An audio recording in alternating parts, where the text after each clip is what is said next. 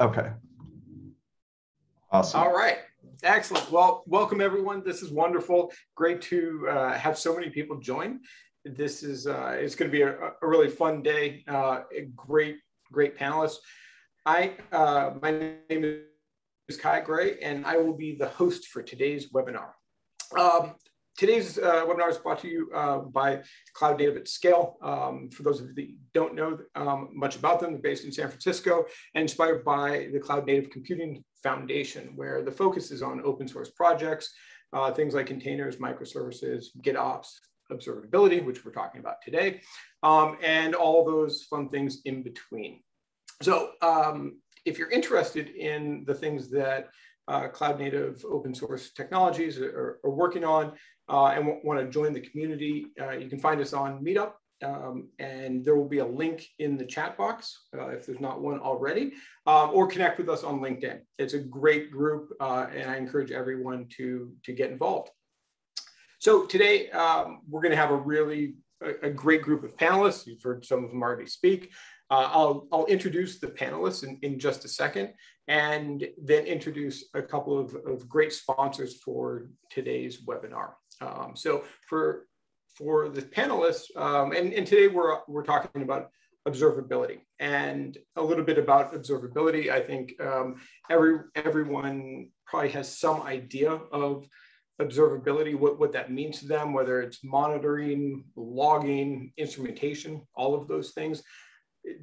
It's an area, certainly on a personal level, for me coming from an SRE background, this has been sort of part of my life for, I hate to say, for too long. And it's great to see the strides being made in it. And it's a very important subject for anyone running anything in production. And these days it's a requirement. It used to be in the old days, it was something that we all just sort of poured through log files, but now it's becoming, there's standards around it, and it's an important subject. And today's panelists are experts in observability, and I'm delighted to listen to their presentations. Starting off, we're going to start off with Joe Elliott, who is principal engineer at Grafana and the creator of Tempo and Jaeger. Joe, he's been working as an SRE DevOps infrastructure person with Kubernetes for the last 4 years, and is currently, like I said, at Grafana. He's also contributed to OpenTelemetry, Loki, Cortex, a bunch of others, and lives in Louisville, Kentucky. Very cool, and is also an avid bike rider. After that, we're going to hear from Reiley Yang, who is a principal software engineer at Microsoft and is one of the core contributors to OpenTelemetry. He actively represents Microsoft in this drive around OpenTelemetry and the project, with the focus on metrics API, the SDK design, and things like that. He's been working on this for a number of years, and he has a bunch of other projects that he contributes to: compilers, debuggers, profilers, all sorts of fun stuff. And lastly, Jonah is the Cto of Logs Io. Jonah has a very interesting perspective. Jonah was an operator turned analyst, turned back into operator, and is now at Logs Io, which is as they say, sort of the future of open source telemetry, and he's worked on projects such as OpenSearch, Jaeger, and OpenTelemetry. It's going to be great to hear from him.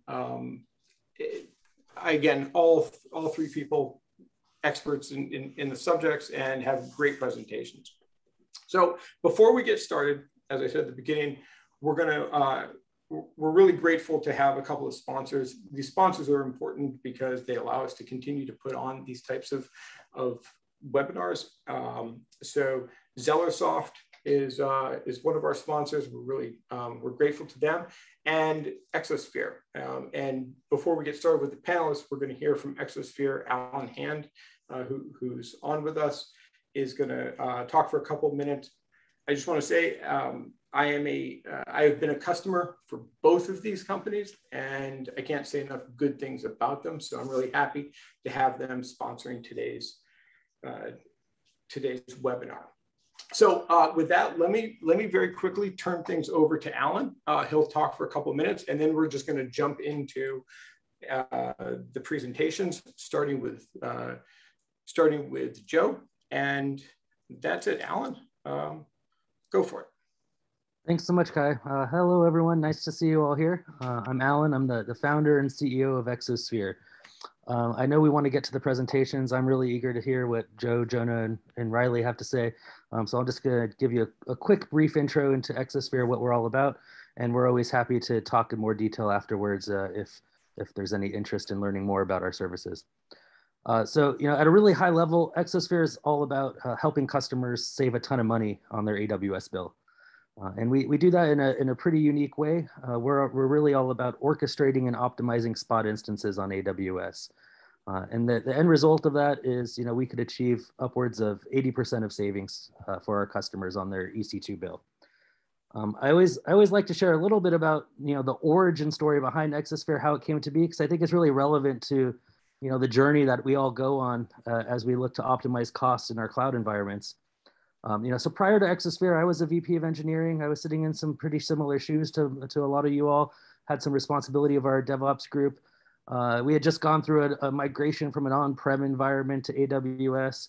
And it was, one of our largest expenses after headcount. And at the time, the company was in a state where we wanted to try to reduce costs in all angles of the business. So the executive team came to me and said, hey, we really need to do something about this cloud bill.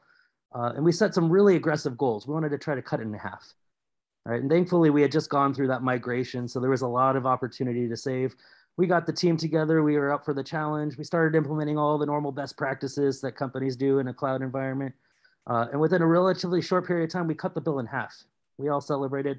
Life was good. Gave ourselves that nice pat on the back. And life was good probably for about a month.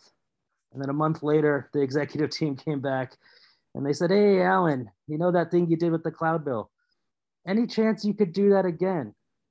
And I think that's when things started to get a little bit more interesting. We started to dig a little bit deeper because we'd already, covered all that low-hanging fruit stuff. And so we really started to get intimately familiar with spot instances, what they were good at, and perhaps more importantly, what they weren't good at. And that's really when that light bulb went off in my head that there's an opportunity here to help organizations solve this problem. And really, from that point on, Exosphere set out to solve two things. One, we wanted to make spot instances incredibly easy to use, right? So you could think of us as an easy button for spot instances, for the fastest, simplest way to start using spot instances, period. Number two, spot instances were great for really specific workloads, maybe like machine learning and things like that. But we thought that they could do more. And so we unlock a whole bunch of other use cases where spot instances can be used. Think of mission critical, highly available applications, even stateful applications. And so that's, fast forward a few years later, here we are helping organizations all around the world save hundreds of thousands, if not millions of dollars a year on their cloud bill by safely orchestrating their spot instances in a reliable manner. Thanks so much for listening. Look forward to talking to anybody who wants to learn a little bit more if you're in the market to save some money on your EC2. All right, we'll put your link in the chat there. Perfect. Thanks so much, Alan. That was great. Before we move on to Joe, I just want to encourage everyone, if people have questions, feel free to ask them in the Q&A. After each presentation, we'll take a couple of questions, and then at the very end, we'll take even more. We're trying to keep things moving at a pretty healthy pace, but I'll be here on the Q&A board if there's any questions that people have in the meantime. All right, so Joe, over to you, my friend. Okay, thanks Kai, and thanks Alan. Thank you for having me also just to present here. Seems like it'll be a lot of fun with the Cloud Native at Scale meetup. Today we're doing observability generally, like Kai said, and I'm specifically going to be digging into Jaeger, the distributed tracing backend. I did intend to introduce myself a little bit here, but Kai did an excellent job.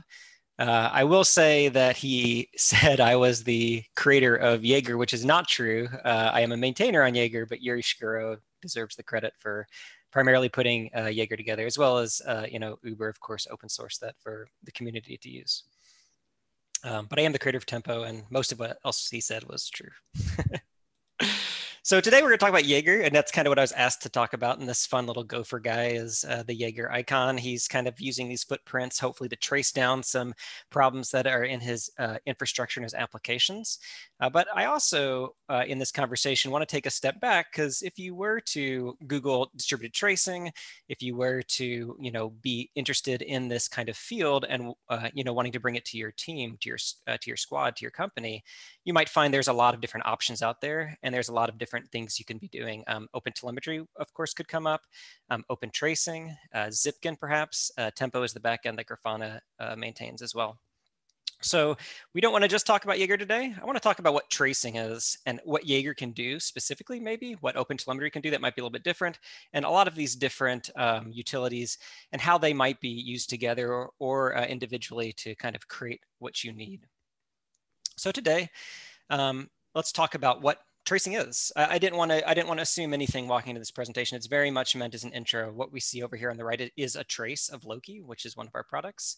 Also, how do I get set up with tracing? Again, if I'm entering into this field and not sure what's going on or how to use this, what are the basics? How do I get going? What are the major components?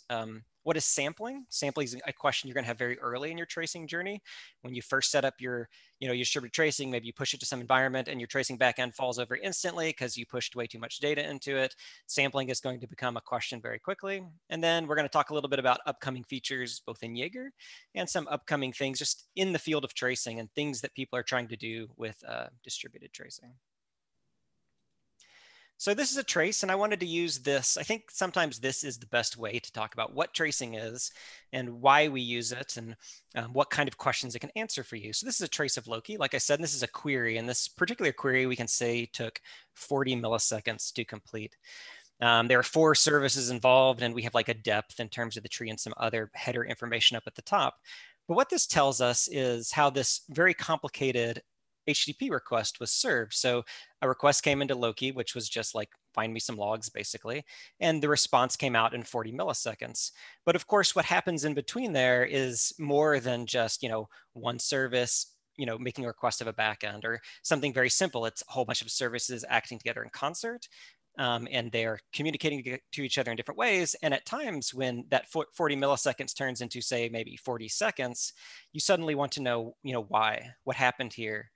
Is there something we can address as a team? Was this an ephemeral one-off issue? Was this a network issue? Was this an optimization problem in one of my services? Where did this issue occur? And that's really kind of the primary use case of tracing. Distributed tracing is, where was there a problem in my application? So each of these horizontal bars here are spans, what we call a span. And each of these spans represents kind of like an amount of data or a logical kind of amount of data processed in the application.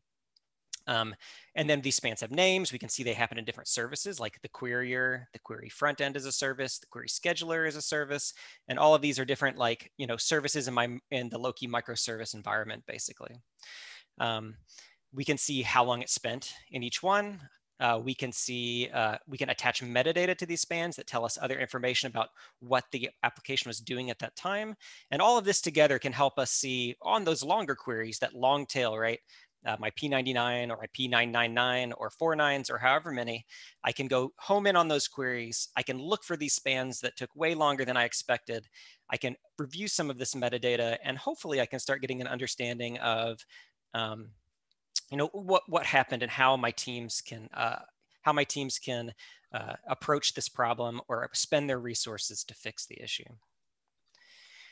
The ugly, perhaps, truth about tracing is that it has a more complicated value proposition than other forms of observability, like metrics and logs. And I think tracing of the 3 pillars is the least adopted, and there's good reason for that. Tracing pays back with complexity. This particular graph over here is kind of famous in the tracing world. That thing on the right, it was presented as like a service graph of Uber, basically, and the billion stupid microservices they had to, get you in a car, essentially, and get a car to you, and all the ways they interacted. And this was derived from tracing data. So where distributed tracing pays back, if your team is interested in this kind of a feature or kind of digging into this and using this, where it pays back is all about complexity.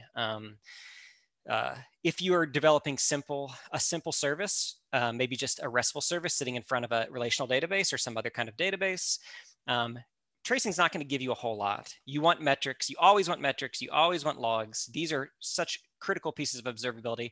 But tracing, the value of tracing doesn't start paying back until you have complexity. Now, in my experience, that's not about monolith or microservice. It's about complexity of service. I've worked in monoliths that are millions of lines of code. The path to answer a query was non-obvious. There was long tail issues in our monolith that we could not reproduce in other environments, and tracing paid off in that environment. So monolith or microservice, I'm going to encourage you to be interested in tracing regardless. And it's more about complexity of your application, complexity of kind of answering these questions, complexity of your HTTP request path than it is about your architecture, perhaps. So a tracing system, how does this work? We have this trace, right? We looked at the trace and we saw these spans, and the spans tell us great information about how this request was answered. And then we go back and we use that to kind of iterate and make our services better. But what are all the pieces of this? You know, how does this happen? How did I get those spans somewhere? And how did I view those spans? Those are the four major pieces that we've kind of identified as participating in building a tracing system. So your application needs a library, an instrumentation library. There's lots of these. Jaeger has one. OpenTelemetry has some very nice ones. OpenSensus before it did as well, Zipkin. You need a pipeline. You need a way to get those spans from your application into a backend somewhere. You need a backend, and you need a way to view these things. And there's a fair amount of mixing and matching here, and we'll talk about some of the options in a second. I have marked pipeline as optional, but it's really only optional in your like POC or proof of concept kind of world. Once you're in production, once you're actually taking spans out of applications, trying to get them to some backend, trying to build some kind of like production ready and or tracing system, pipeline becomes non-optional. But in the most basic sense and just configuring it would technically be optional. Jaeger. My little guy is kind of fuzzy. I tried to fix this a few times. I couldn't figure it out. But Jaeger is great in that it provides an end-to-end. Every piece of this. There's Jaeger clients. There's a Jaeger pipeline in the agent or collector. There's the backend. And your backend is going to be either probably Cassandra or Elasticsearch.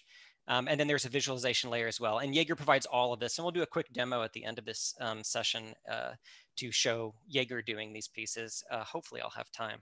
We'll see. I'll have Kai yell at me if I go too long here. But something that starts to get scary is the choices that are available. There's a lot of options here. My client instrumentation can be Jaeger, or it could be Zipkin, or it could be or it could be OpenTelemetry. My pipeline could be OpenTelemetry. There's a fantastic tool called the OpenTelemetry collector. My backend could be Jaeger, and my visualization could be Grafana. And all of this will work together as well. And as you kind of get into the field of tracing, you might find that some of these pieces have features that you prefer over others. And then finally, my shameless plug part of the presentation is that Grafana provides an agent, which would be your pipeline, a backend, which is the backend I made, Tempo, and Grafana itself for visualization. And instrumentation library, we actually don't have any of these, but we support Jaeger, Zipkin, and OpenTelemetry. So what do I choose? Oh, that's a lot of information, right? It's very overwhelming. I have these four pieces. I want to put something together, and I'm just getting started. Honestly, the best end-to-end option, because it does all of this for you right now, is Jaeger. It has clients, it has a pipeline you can immediately set up and get going with. It has the backend, it has the visualization layer, and all of these pieces are instantly present. It's well documented. There's great support in forums and in blog posts and in all of the different ways you might want to connect to and get information about Jaeger. I'd also encourage you, as you're starting to get used to this or get into this world, to consider the OpenTelemetry collector. The collector is a tool that is extremely flexible, and it can ingest Jaeger, Zipkin, OpenSensus, OpenTelemetry. So even if you get started with Jaeger, if you start using the collector, you can move to the OpenTelemetry libraries, or you can choose, if you have some older Zipkin things or some older Jaeger things, it handles all of this for you and exports it in one format. And it gives you a lot of flexibility in your pipeline.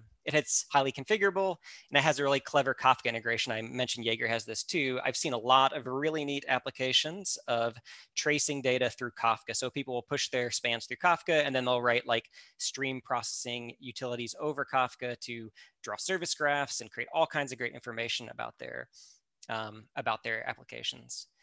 OpenTelemetry does have clients. The only thing I have to say about the OpenTelemetry clients, the only reason we have not moved to the OpenTelemetry clients is because they lack remote sampling. So this is a feature where you can remotely control the sampling rates of your applications. And this is extremely important in large environments because it allows us to lower or increase the amount of sampling from a central source, from a central area, from a control plane, and then we can reduce sampling if we're being overwhelmed or increase if we have a spare capacity through this. Once OpenTelemetry clients support remote sampling, I think they would be on par with the Jaeger clients in terms of features provided. So let's talk about sampling a little bit. I mentioned it some there, and sampling is very important because you often don't want to sample everything. You saw that Loki trace. It was maybe 100 something spans. Loki sometimes creates multiple 100,000 span traces. We currently have a limit in our backend of 50 megabytes, and Loki does occasionally exceed this, which is just enormous trace data, or an application can produce an enormous amount of trace data, especially when you're hitting like thousands or tens of thousands of requests per second. So there's ways to reduce that basically, and that's called sampling. The two main kinds of sampling are head-based sampling, which is the most common kind.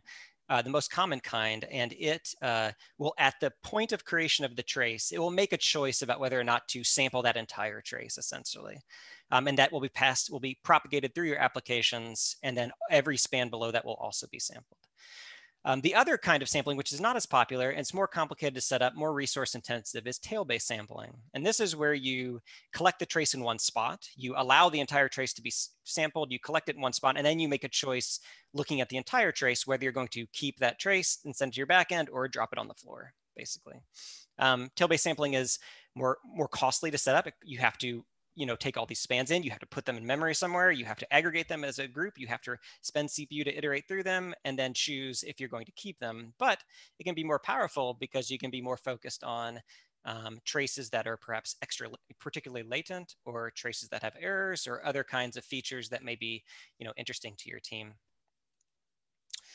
So for sampling, in Jaeger, it has remote sampling, which, like I said, is kind of the killer feature. I've been trying to get an adaptive sampling PR in it as well, which would be another great feature out of Jaeger.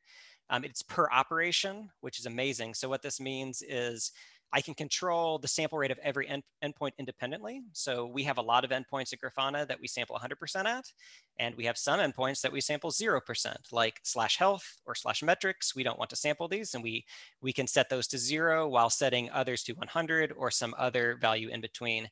And Jaeger supports this very nicely, and as a result, it is my favorite client, my favorite my favorite distributed tracing client. And it has also kind of like rate-based, like sample 10 per second, or percentage-based, sample 1% of all traces, or something like that. For tail-based sampling that we discussed, the OpenTelemetry collector is a good resource for that. So it has a few PRs merged, mainly, I think, by Juracy, JP Curling, and then also a member of the Grafana team has improved a few of these processors. And the collector can also do tail-based sampling, where it's going to basically like rebalance a trace based on its ID. Like I said, it's going to try to aggregate that in a single spot and then make its choice after it's got it in a single place. What's coming up next in the world of tracing? So in Jaeger, there's an effort going on now to start extracting metrics out of spans, pushing those to like a remote write, a Prometheus or remote write compatible backend, querying those back and kind of providing a nice UI. And I'd like to give credit to Logs Io for doing most of this work and spearheading this. And you'll hear from Jonah in a second, not on this subject, but Jonah is the CTO of that company. And then adaptive sampling also is hopefully going to be merged soon. I've been working on some of the config options for a while now, but this is a type of sampling where the backend will actually adjust sample rates based on how much data it's getting to go for some kind of target, like some kind of total overall target spans per second ingested. Tracing itself is a kind of a cool, and I think it's actually a exploding kind of a field right now. OpenTelemetry has given it a lot of vision and a lot of visibility, and it is starting to make it a lot easier to trace. Like setting up clients and like getting all this set up was often kind of a barrier for tracing that didn't exist maybe for logs or metrics. And I think OpenTelemetry clients are going to add a lot more people who are interested in distributed tracing. So a few things that I see often people ask about or on the horizon or kind of experimenting with tracing. One is this Kspan tool. And this is a really neat tool that takes Kubernetes events and will draw out like, you make a change and then it'll show the pods as they roll, and you can visualize in that same UI that we looked at before, the spans, you can visualize how long a deployment rollout takes or a stateful set rollout. And you can kind of see that. That was written by Brian Boreham. CI/CD tracing is becoming more and more popular. So we all are familiar with the scenario where you set up your pipeline, your CI/CD pipeline, and it's, it takes 30 seconds to run and you're happy. And then 6 months later, it takes 2 hours to run and you wonder what happened over the past 6 months. And so tracing your pipeline is going to let you visualize, what is going on. I can see very clearly where where I'm spending my time and hopefully improve my pipeline, make some adjustments similar to that HTTP request. This Malabi tool also came up recently. This came across my desk, I think, last week. And this tool is really neat. We talked about Kafka, so you can pass these spans through Kafka. What Malabi does is inspect spans as it passes through this queue or through the Kafka queue, through the stream. And it will do assertions on those traces and highlight traces that break assertions. So you can set up an assertion that makes sure like a customer ID in one part of your trace is the exact same as a customer ID in a different part of your trace, to make sure that there is not some kind of weird crossover at some point, or anything else, any other combination of attributes that should always be true can be asserted across your trace. And then you can highlight traces that break these assertions and maybe go dig into why that problem occurred, kind of like a testing utility. In general, trace data is extremely rich. There's so much information about the relationship of services, what's happening between the services, how they're communicating with each other, that there's a lot of different efforts to take this data and then create service graphs and all kinds of other ways to visualize and improve our knowledge of our infrastructure. But these are some of the things that I kind of was thinking or kind of was noticing most recently. I think, why don't I refer to Kai real fast? Sure. Do I have time to do a demo, or should I? Absolutely. And I just want to point out, we have 2 questions coming in. So if you want to do the demo, and then we'll address some of the questions. Jonah, I just saw that you just answered one that's in the chat. There's another question in the Q&A about Scala being used as a backend. So why don't you go ahead and do the demo, and then we'll address one of these questions here. Sure, thanks. Awesome. Okay, so this is called Hot Rod. It's actually a demo put together by Jaeger, by Yuri, and it is in the Jaeger repo. If you just Google Hot Rod Jaeger or Hot Rod tracing, you'll find this very quickly. And it's just a sample application designed to test Jaeger. Or I'm sorry, designed to more like demo Jaeger, demo distributed tracing. So it's actually meant to be like a car ordering service, which is kind of hilarious that, in Uber's free thing, they couldn't think of anything else but to do a car ordering service. But let me click on one of these and let's order a car, quote unquote, and we can see the time it took, 700 milliseconds. Okay, so this is Jaeger. Let me find some traces. This is the one I actually just, did, or the HTTP request I just initiated. And I can see here that there is kind of multiple pieces to this. There's a part that checks like for a customer. So the root is get dispatch. And then I had to get some customer information in order to pull this off. And then I had to go find a driver to attach to the customer and pair up, essentially. So that's kind of what this trace is supposed to be, imitating, essentially. I can see that my customer had a MySQL backend. And so there's information here about the actual query that was executed. And other information about the process. And I have like some logs, which are is timing information about what occurred during the span. And then when I found my driver, apparently I had Redis as my backend, and I have other information about requesting keys and values. So Hot Rod is actually designed to kind of break. So let me click this a bunch.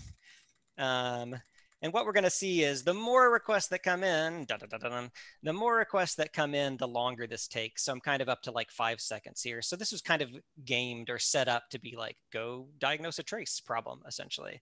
If there are a whole lot of requests, suddenly my 700 milliseconds turns into 5 seconds. And maybe why is that, you know, and hopefully tracing can answer that kind of question. So this trace, sorry, I kind of went quick there. This trace took 5 seconds or so. Let me jump in here. And so what I'm supposed to discover here, like what I'm seeing from my trace, is that this part of the trace, the find nearest, is roughly the same amount of time. It's roughly 200 seconds, but my SQL query actually suddenly went from being relatively quick to being over a second long. So I can see that I'm spending way more time in the first part, in this get customer part. I can also see it synchronous with the get driver. Maybe that's not desired. Perhaps I realize that this shouldn't be synchronous. I can actually do this in parallel, and I can rewrite my application to handle it that way. And I can also see that it just took a long time to execute this query. So here I can see it's kind of designed. It actually has a lock in here, and it purposefully makes you wait the more queries you have. And so this event is telling me I waited for I spent this much time waiting, basically. This little event marker here took 1 second into the app, 1 second into the span, says basically I waited an entire second for some lock to clear, and then I was able to execute my SQL query. So I would go back and look at my code. I have some lock contention here. I could use this to reduce that contention, go understand maybe why I have that lock in the first place. Perhaps how can I make things faster when we have a lot of things going along at the same time. Cool. So that's Jaeger. Very cool, very cool. So we have 2 questions. I think in the interest of time, what we want to do is after each presentation, we'll answer 1 question and save the rest for the end, the very end. So the first question that came in was regarding Cassandra. Cassandra was mentioned as a backend. Does it support Scala DB, which should be API compatible with Cassandra? It doesn't directly support Scala, but we used it with Scala for a year to 2 years. Yeah, actually, I'm not sure. You could be saying it right. Scala? No, I'm not. You are. Okay. I was on a call with him once, and I spent some time trying to figure out how to say their name. Whatever. So Scala, right? It works. I don't think Jaeger supports it directly, like they would support Cassandra or Elastic, or try to answer questions on it, or be more knowledgeable of it. But we ran it on Scala for a year and a half, and it was fine. So if you're interested in doing that, it works. No problem. Great. And in terms of questions, people, it's great. Keep the questions coming. If we don't answer them directly after the presentation, we'll try to get to all of them at the very end, because there's a great question about CI/CD that we'll save to the end, and about tools. So great. Thank you very much, Joe. I think at this point, let's turn everything over to Reiley. Yeah, thanks everyone for having me here. And Joe, thank you for covering some part of the OpenTelemetry. That makes my job easier. So what is OpenTelemetry? If you remember what Joe mentioned, there are 4 boxes where you get the end-to-end solution. On the very left, it's about the telemetry collection. So every fancy thing you see from Jaeger or any other tool, they require you to get the data into the system. And OpenTelemetry is more focusing on getting the data. So it covers the telemetry API, SDK, and the collector, which is the agent running out of the process. And instead of jumping into the history and some of the examples, first, I want to give a story. So let's take a look at GitHub. GitHub has a blog where they posted early this year saying they're trying to put OpenTelemetry as the telemetry direction for the entire organization. And they explained why. In a nutshell, we're not going to go through the entire document.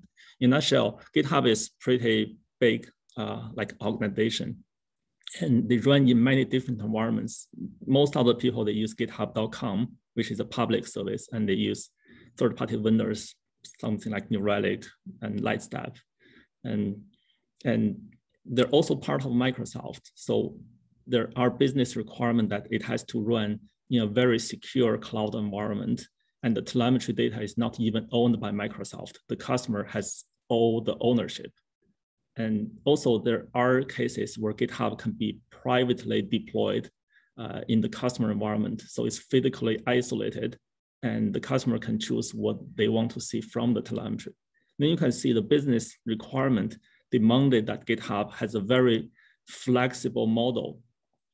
And normally when you see this, the answer in the old days would be, hey, if you want to use Jaeger, go and use the Jaeger clients or some like foobar, like API, SDK, go and instrument your application.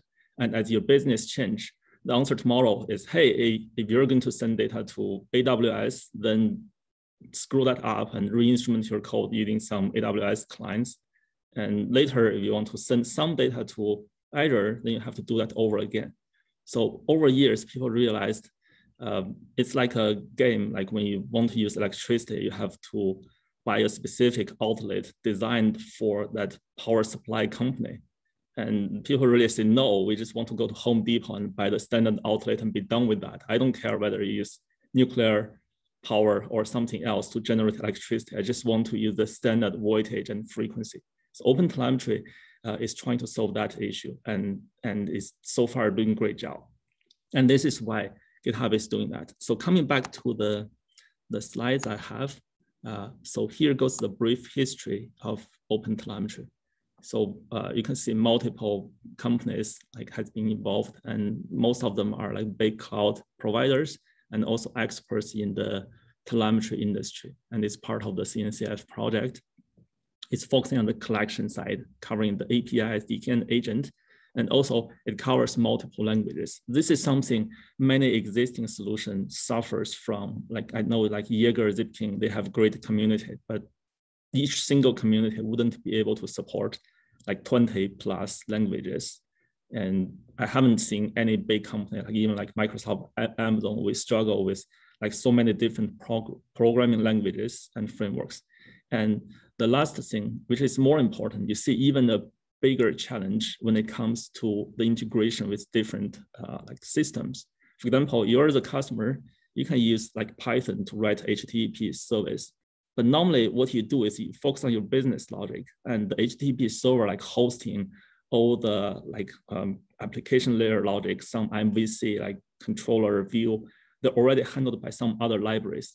And you as a user, you simply want to enable something like do a configuration or change some setting, so you get the telemetry from them for free. And then you see the problem. Number one, you as a customer, you don't want to instrument everything by yourself.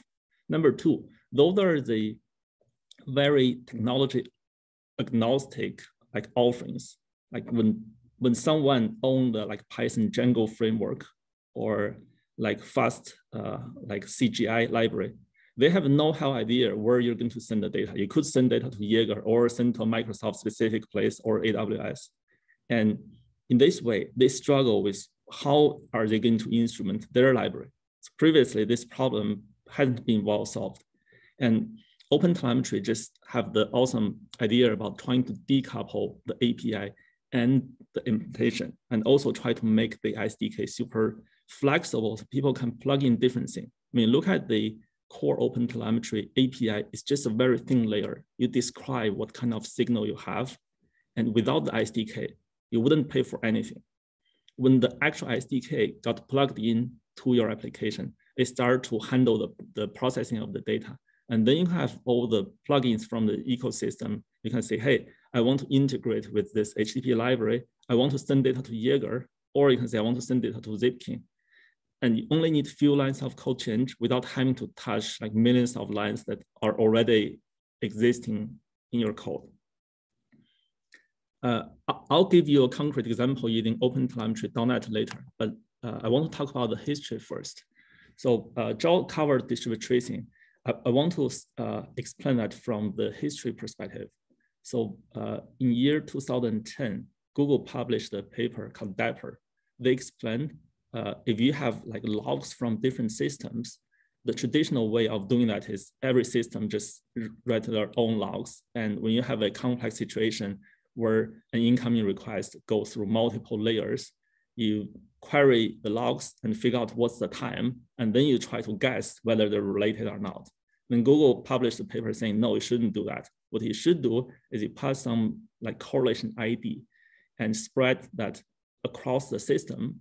So you can use that ID to query all the related logs. And furthermore, they try to introduce some hierarchical thing so you can know what's the parent-child relationship. You can find all the details there. But even before that, many companies, they have been doing this. It's just they haven't published any like paper. So in Microsoft, like 20 years ago, people were using something called correlation vector. And I know there are other companies having the same story. And the thing I start to see the change is when the microservice is becoming popular, the industry has a big demand, then open tracing made it real. So open tracing is the first attempt to make a vendor agnostic implementation across multiple languages and also having the decoupling of the API and SDK. That's why it's becoming popular. And open census is a parallel effort where Microsoft and Google like worked closely together. And on top of tracing, one problem we've seen is the correlation between traces and metrics and how you derive metrics from traces. So I'll give you two examples. Number one, you might have some metrics saying this is your 99.9 percentile latency.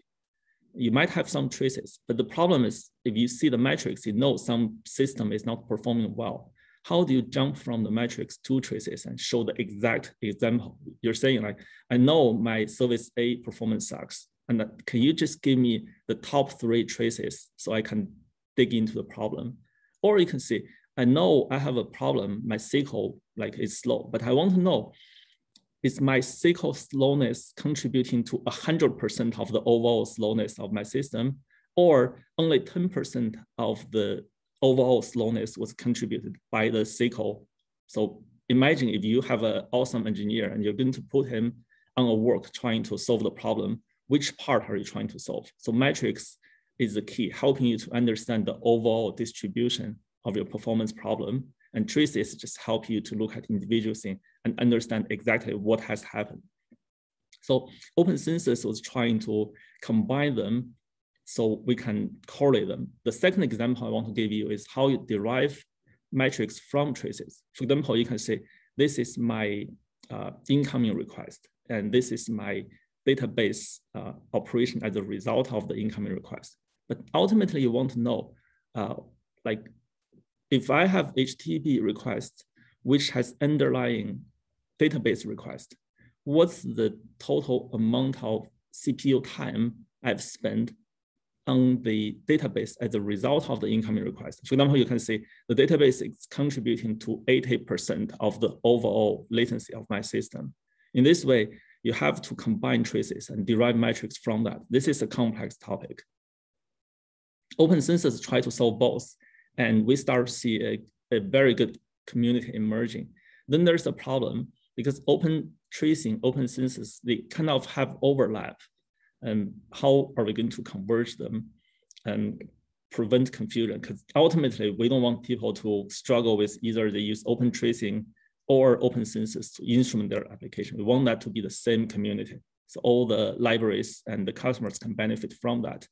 The breakthrough is through the W3C trace context. It's here. So as I explained, historically, like there are multiple like specs or the protocols telling people how they should do this tracing, but there has been no industry standard.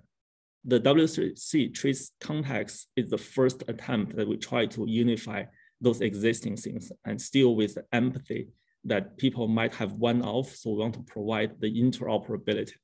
And by having this as a foundation, we see the hope that open census, open tracing can emerge. And after like several months discussion, eventually we aligned that we're going to convert this product. So the current message is OpenTelemetry will be replacing all of this, like open tracing, open censusing. And in addition to that, we see the demand of logs. So we just added the logs feature to OpenTelemetry, which covers the 3 pillars of observability. So logs, metrics, and traces, make it a complete solution. And as a result, if you're any developer, you want to emit logs, traces, or metrics, and you struggle with the innovation in the industry, there's so many different backends, and the new backends are coming, new experiences are coming, and your business requirement pushes you to move to a system and then probably you need to integrate with another system, then OpenTelemetry is the best answer, try to shield you away from the backend wall.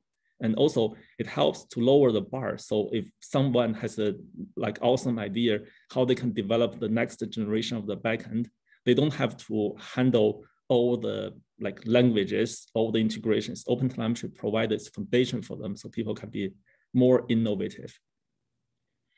And I'll just give one example on OpenTelemetry.net. As we explained before, OpenTelemetry has the idea of separation between the API and SDK. So in .NET, we actually did that further step. So Microsoft is driving the .NET, making a lot of investment. And we figured OpenTelemetry actually solved a lot of problems regarding the telemetry instrumentation space. So as a decision, we're saying .NET should just take the OpenTelemetry API and made it built in to the .NET runtime. And this is what we ended up with. The example here shows you how to send a very simple trace. And you can see everything here is pretty straightforward. You start some span. So this is the span concept, like in Jaeger and OpenTelemetry. And all you have to depend on is .NET runtime itself. You don't have any external dependency. And once you've done, you can imagine in your code base, you have many places like this, you write the telemetry data. Once you're done, if you decided you're going to send data to a place, for example, foobar, all you have to do is to add the destination. It's a single line of configuration in your code. And here I also add some other things just to give you an idea. So you can specify which sampler you want to use, what type of information you want to get for free. Like here, you want to say, hey, give me the HTTP client spans by default. And then you're done. And similar for logging. Your instrumentation takes no dependency on any other library. It's just the Microsoft standard .NET iLogger is part of the runtime. And then you do the same single line configuration. Then you're there. And in addition, we measure the performance. So make sure the OpenTelemetry SDK has awesome performance. As a result, with single line of change, you can send data to Jaeger, send data to Zipkin, send data to Amazon, to Microsoft, to many vendors without having to touch the majority of the part in your code. And you can see to assure that your traces, your metrics will be more valuable as you start to derive the information. Like you can later put some plugin to convert the traces into metrics, or you can even correlate metrics with logs. And here, the demo you can see, I'm mainly focusing on tracing and logging because that's something we already have. Like tracing is stable across all the OpenTelemetry languages. Logging is still an experimental version, but for many languages that has well-established logging API, we already provide several integrations. And the last thing is about metrics. So metrics is still in progress and it requires high performance. And also there are many considerations how we can embrace the existing industry standards like Prometheus and many other systems like StatsD. So the current goal is we want to ship the metrics spec and the SDK across many languages by end of this year. You can find more details here if you search the OpenTelemetry metrics roadmap on Medium. Great. Thank you so much, Reiley. Just a quick question for me. I think we talked a little bit about it on our intro call, but can you touch on a little bit of sort of Microsoft's the Microsoft perspective on OpenTelemetry and sort of how that's being embraced? Yeah, so in Microsoft, we've seen two things. One is for our customers, they would want to go to Home Depot and buy the standard outlet. So we decided, okay, we're going to embrace the standard instead of creating a Microsoft specific thing. So we give the people the agnostic solution. They can bet on long-term because the customer success will be our long-term success. The second thing is even inside Microsoft, we have multiple technologies like some distributed tracing thing like people invented 20 years ago. And we want those systems to move faster and really see this is not something we should compete. It's like electricity. We just want to take the best from the industry and allow our engineers to be more efficient. So we see a big win-win, like GitHub now is part of Microsoft. We see by contributing to OpenTelemetry and driving some innovation, and also the lessons we learn inside Microsoft, we help the community to become better. The customer will have better story. And all it comes is we have a better environment. So in microservice world, it's easy for people to troubleshoot. Then more people are willing to move to the cloud. They trust the microservice. It's a big win-win. Great. Excellent. Thank you so much, Reiley. That was wonderful. Again, I encourage people to keep adding their questions either to the chat or to the Q&A. These are wonderful. But with that, I'll turn this over to Jonah. Awesome, thanks. And great talk so far. I'm going to spend the next 15, 20 minutes giving you a little update on what's going on with a cool new project. It's not as, hasn't been around as long as the other ones that we're talking about here. But OpenSearch is roughly 6 months old, 7 months old at this point. And I'm going to kind of give you an update on what it is, why the community created it, and some of the challenges and kind of where we're going with this great technology.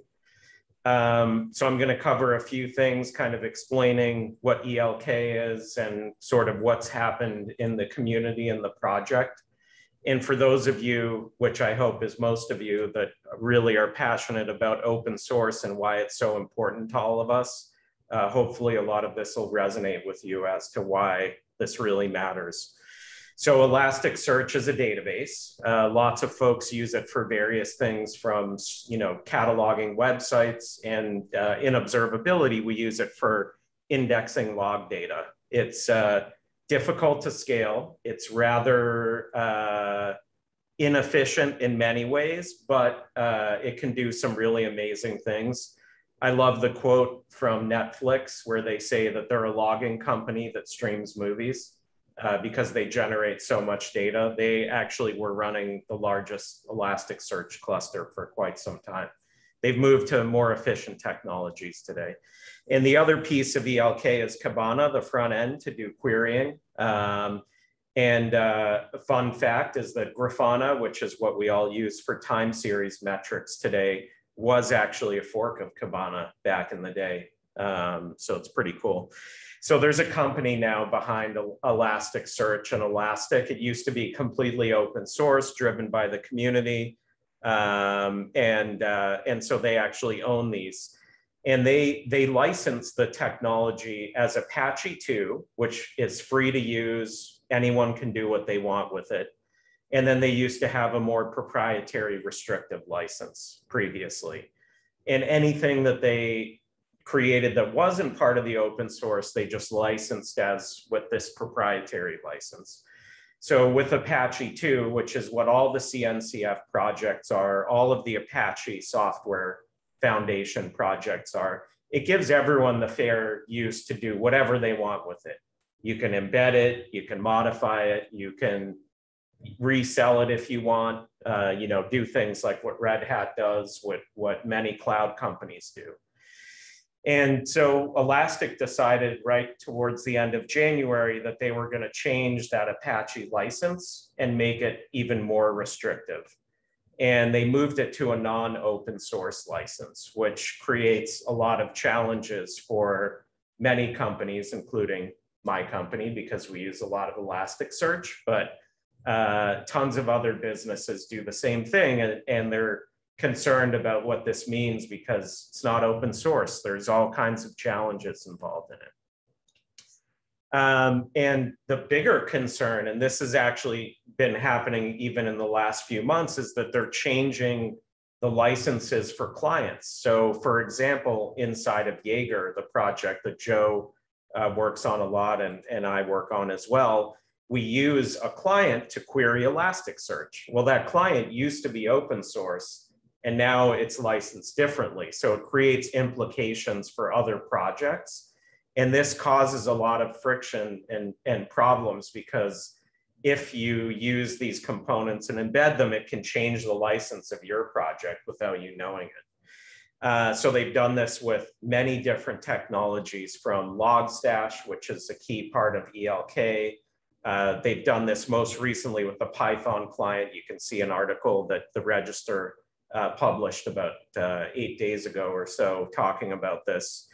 And they're doing this intentionally to break open source compatibility and force people to upgrade to their proprietary license. It's quite malicious, in my opinion. They're going to tell you it's because they can't support open source, which just doesn't make sense to anyone. But you know, it's fine. They're a business. They got to make money, and they have to make their own decisions. And so the CNCF has been really clear about saying, if you're a CNCF project, be careful of these relicenses, because it can cause challenges in these other projects because of what the license changes actually mean for the code. Grafana actually also relicensed. Lots of people using Prometheus use Grafana as the de facto front end, which used to be Apache 2. It's now under LGPL, which is a lot more, it is an open source license. It's a lot more permissive. It's not a huge deal, but it creates concerns, you know, in the community, because if you have Prometheus and you're using Grafana and the licenses change, it can be a bit of a challenge. Other projects in the Apache Software Foundation, like Skywalking, which is another really cool distributed tracing project, I would encourage you to take a look at it. They actually use the Java Elasticsearch client to query the back end. And for them, they've created quite a big stink about this relicensing, because the Apache Software Foundation is very strict about licensing. That's one of the core tenets of that community. So yeah, so just pay attention to the licensing. Your attorneys may want you to disclose licenses that you're using. I know at my company, we scan all of our code. We try to make sure that we're compliant with open source licenses. I'm sure many of you have the same thing happening in your organization. So just be aware that this stuff is going on out there. So what we decided to do as a community, for us and lots of other companies, you know, big companies like SAP and Red Hat that are big into open source, and even great nonprofits like Wikipedia. I'm sure some of us, I've used it today, and probably a lot of us have. They're big proponents of open source. They're a nonprofit. They won't use this restrictive licensing. So we all got together, and AWS as well was a big leader of this, because they have an Elasticsearch service. My employer, Logs Io, we have an Elasticsearch-based service, an observability company. And we decided that there needs to be an open source alternative for these technologies. And so we forked the code. And that is where the OpenSearch name came in. That is the name of the new open source Elasticsearch project. And we're, you know, and I'll go into some of the tenets of the project and kind of where we're going. But as the relicensing changes, we have to fork more projects, more code. It's definitely a big ongoing process. Some of the key areas that we focus on in OpenSearch is that it's always Apache 2.0. It's going to be freely available.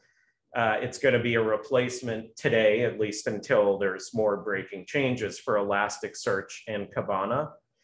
The Kibana piece is called OpenSearch Dashboards.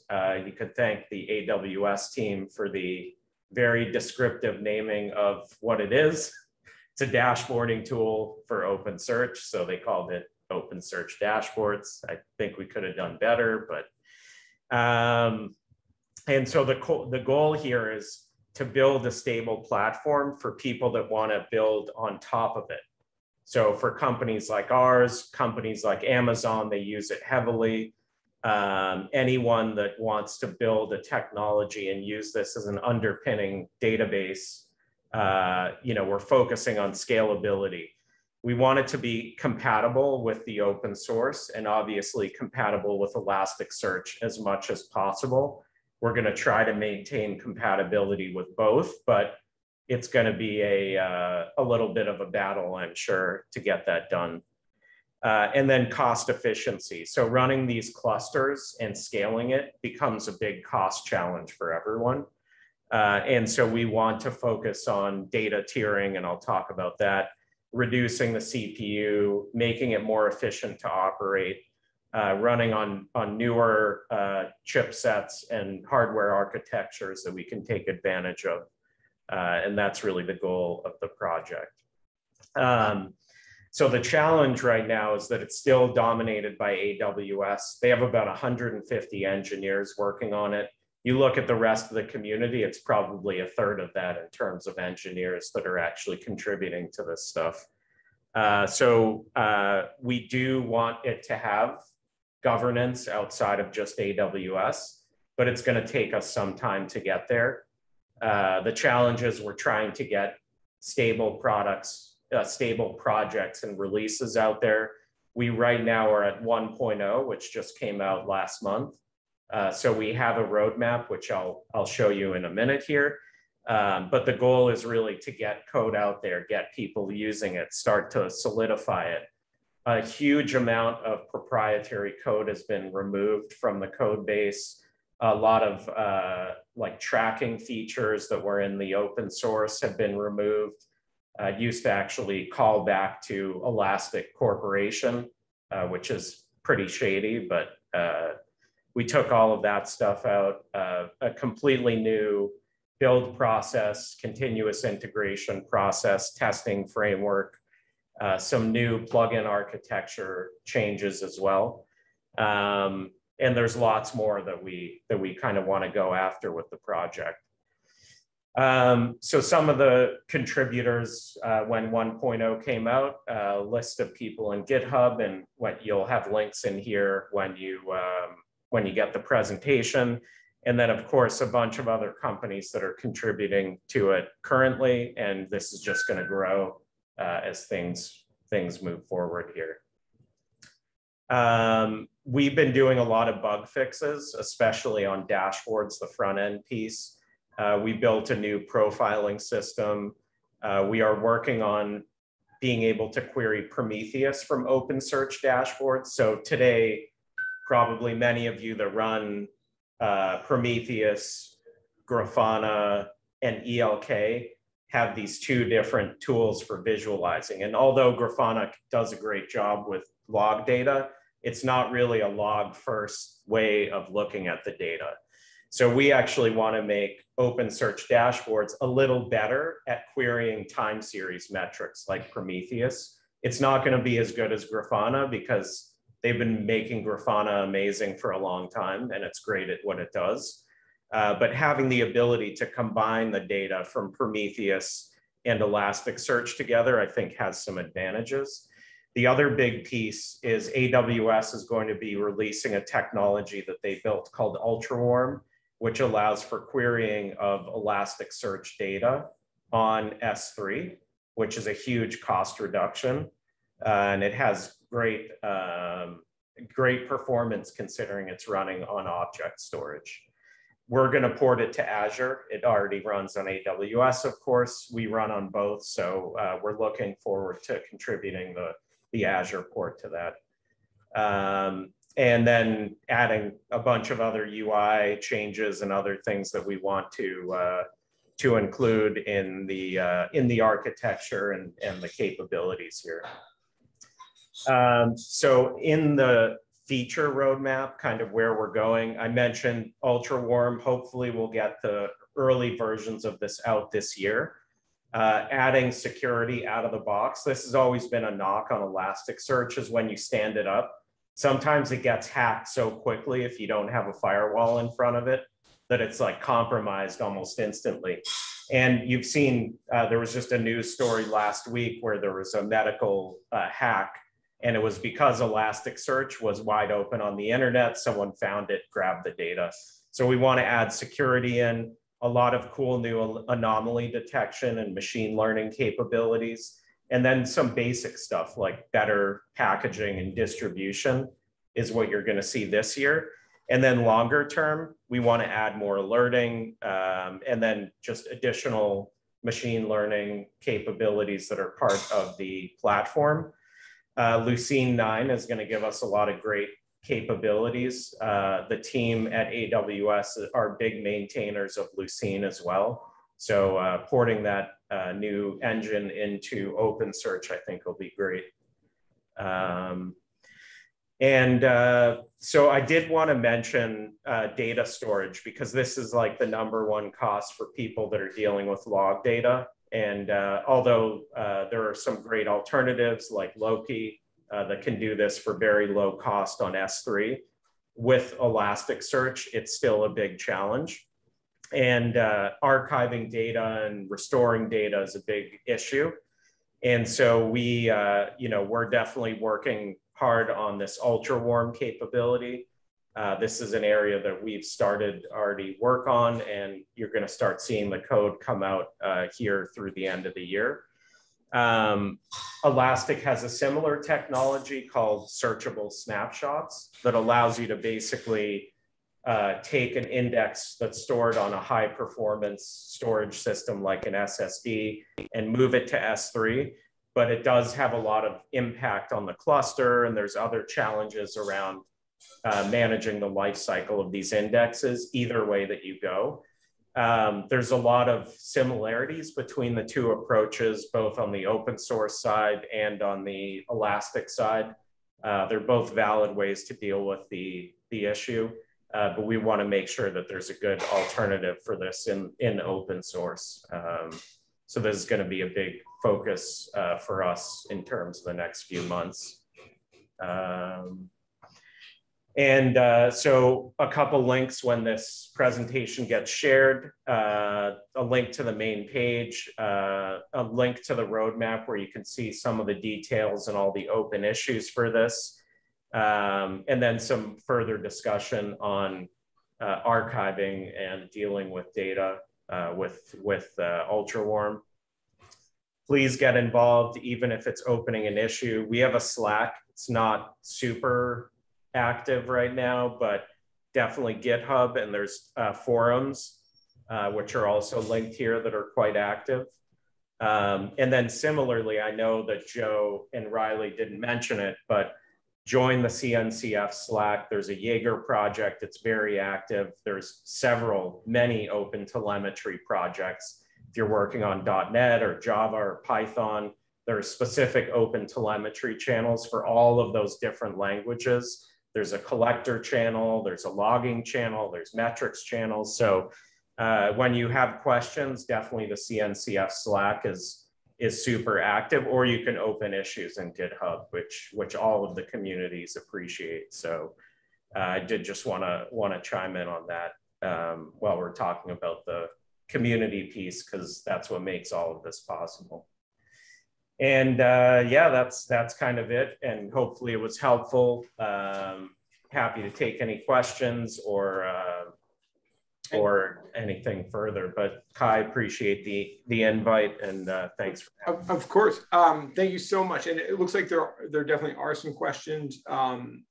I see in the chat. So yeah, if you want to go through them, so there's a question about Elastic. Sure. Sort of.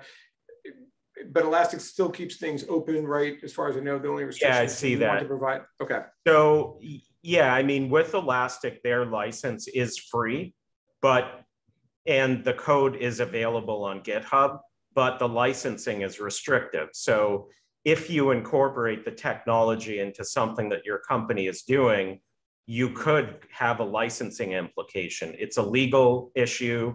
Definitely something that lawyers and other people that care about the intellectual property of your company will care about.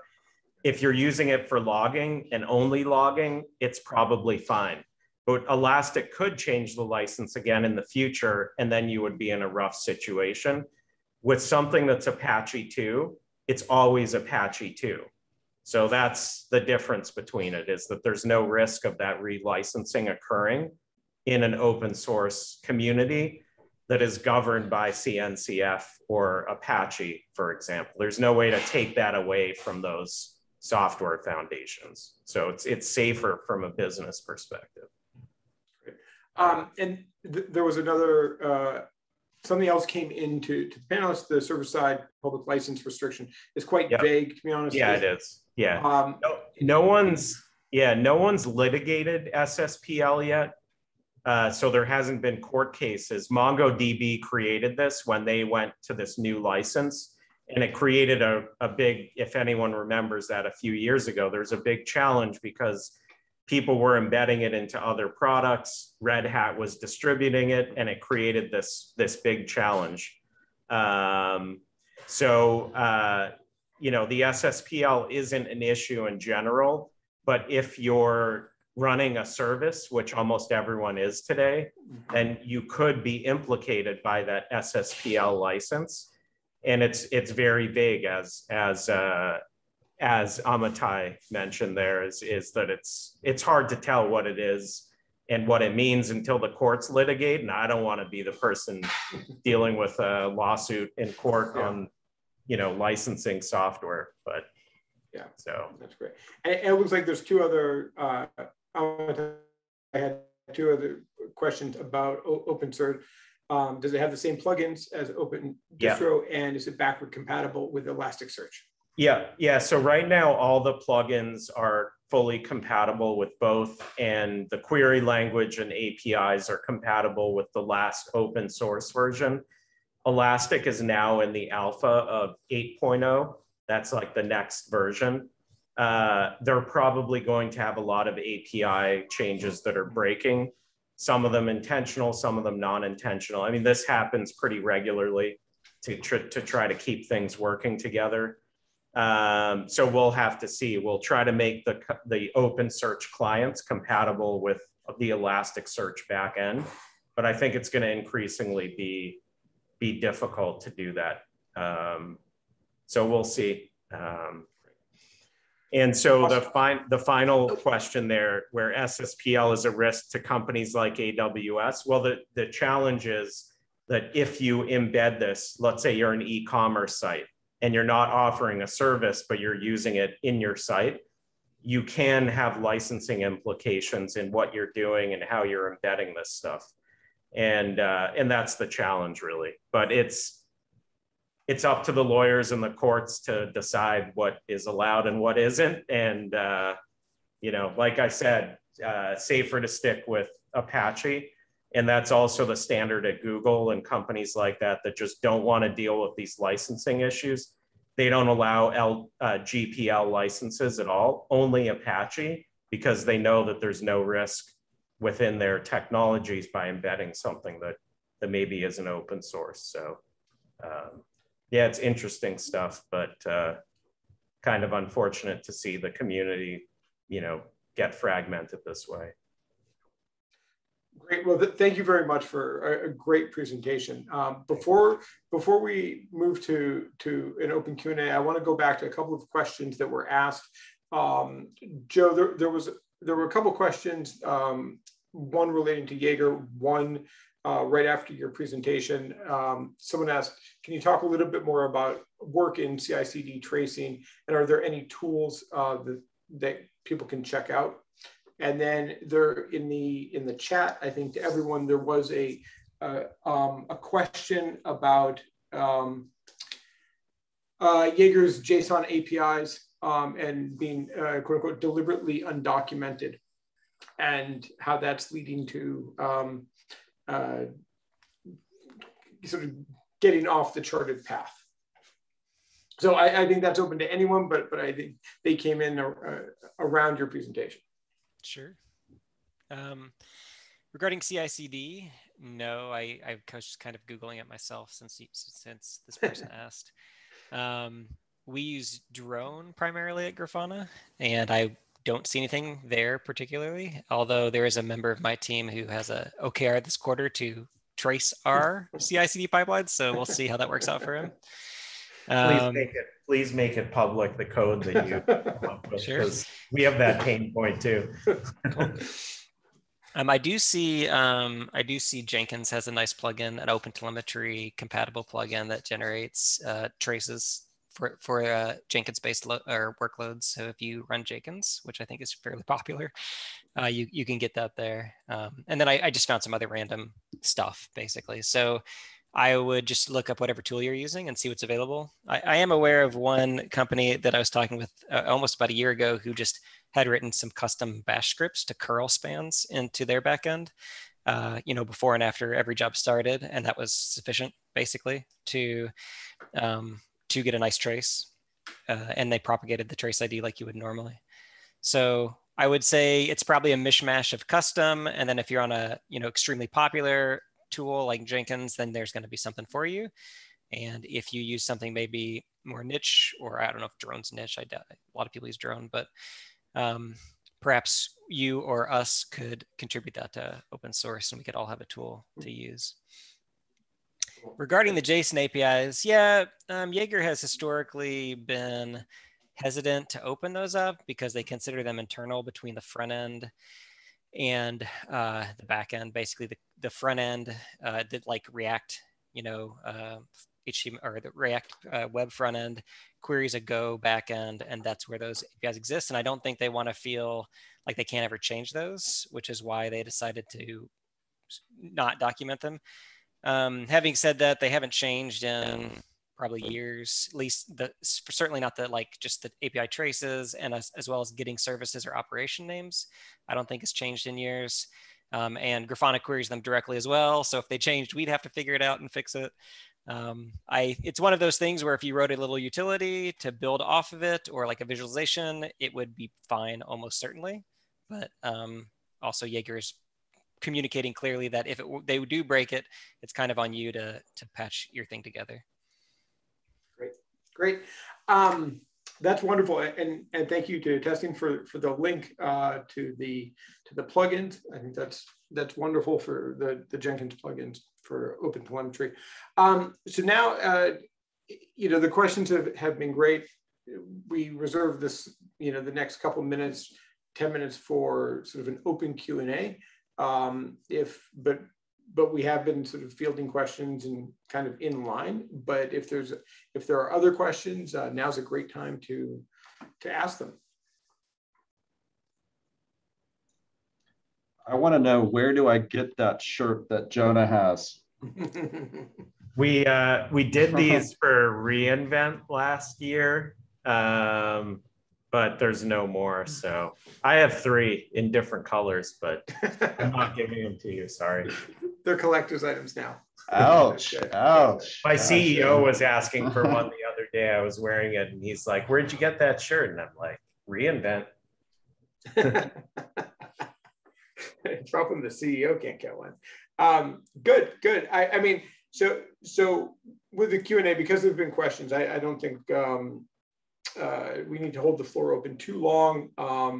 But this has been wonderful. I think Josh, you'll package up the presentations and send them out to the group. Is that correct? Okay, that is correct. That's wonderful. And I think that if people have follow-on questions, what's the best way for people to reach either the panelists or the group in general if there are questions after the presentation? Yeah, so I would ask Reiley, Joe, and Noah, what's the best way to get in touch with you guys? Is it Twitter? Is it Slack? Maybe just put that out there real quick. I'm good on the CNCF Slack. You'll find all 3 of us there, but Twitter's fine for me too. I'm cool with either. Okay. Technically awesome. Tweet, but I'm terrible at it. Don't tweet at me if you really want to get a hold of me. I'd recommend the Grafana Slack for me. So there's, of course, a Grafana Slack. There's a Tempo channel, and if you add me, I'll figure it out. That's probably the safest way. CNCF Slack is the best. I already put a link there. You can see the OpenTelemetry CNCF Slack, and there are many other CNCF Slack channels you can also join. Okay, that's great. That's great. Good. I think that this is actually we've managed to stay on schedule, which might be also a first for any webinar I've been a part of. So I thank everyone who joined. This has been great. This has been the questions have been wonderful. The presentations, you guys were great. I look forward to hearing more from all of you. This has been great. So yeah. Thank you for it. moderating. Really appreciate that. Thanks to our speakers, and yeah, we had a record turnout, guys. So thanks for showing up, and wherever you are in the world, good night. Have a nice lunch, and all right, everybody. We'll talk soon. See you soon. Take care. Bye. Bye. Bye. Bye.